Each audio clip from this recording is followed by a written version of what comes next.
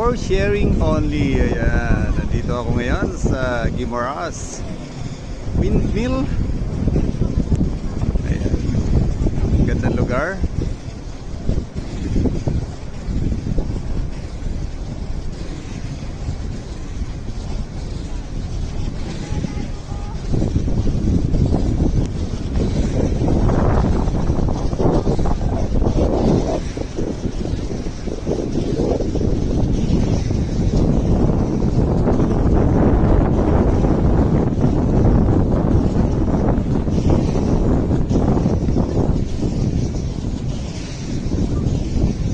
Ang aming bakasyon ngayon dito.